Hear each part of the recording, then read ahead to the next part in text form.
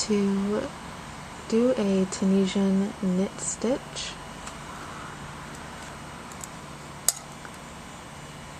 you want to insert your hook behind the first vertical thread and then angle it to the back and push it all the way through. Yarn over and pull through. Do it again, but first I'm going to show you, here's the next vertical loop of the next stitch.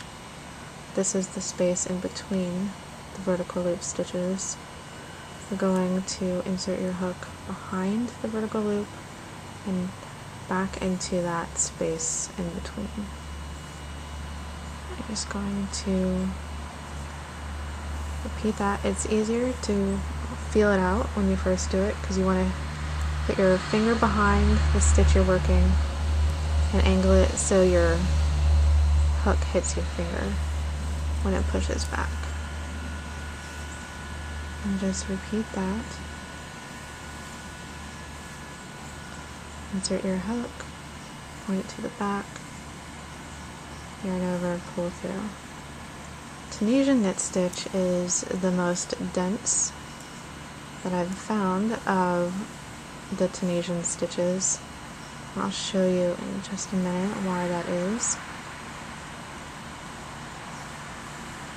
The Tunisian knit stitch actually twists the stitches that you're working sideways a bit to create this knit stitch effect. You work the edge stitch the same as you always work the edge stitch. You're going to learn pull through. As you can see here, I've got Tunisian simple, Tunisian purl, Tunisian knit. If you flip this over,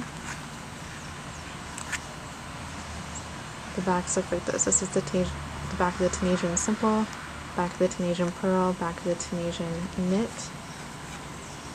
I'm just going to see if I can have to do this way. Now, I think you can kind of see the Tunisian knit stitch is, see if I can pull this a little bit. I don't think you're able to see it, but it puffs up just a little bit more because there's more to it.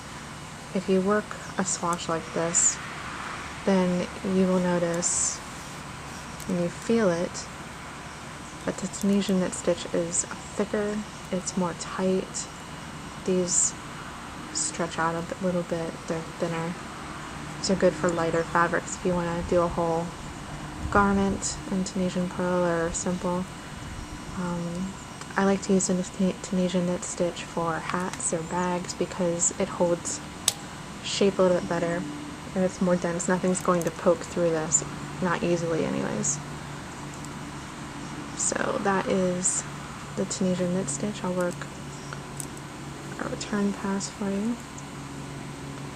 Yarn over, pull through 1, yarn over, pull through 2, yarn over, pull through 2, all the way across.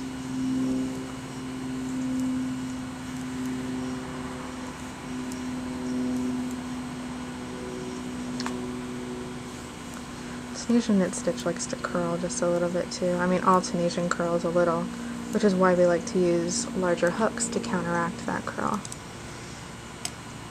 You can use blocking as well if you use a wool or a high wool blend. Okay, so we ignore this edge stitch because that's this one. Insert hook behind the vertical, back towards your fingers.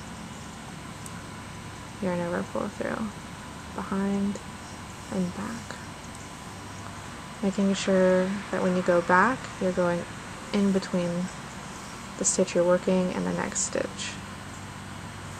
Behind and back.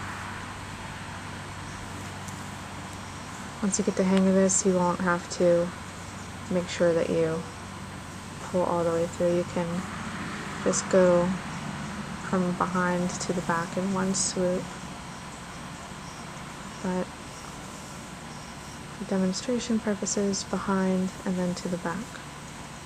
Behind and to the back.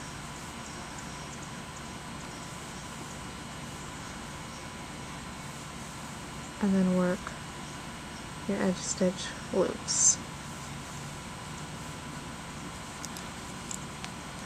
And you can see the vertical upside down V's of the knit stitch.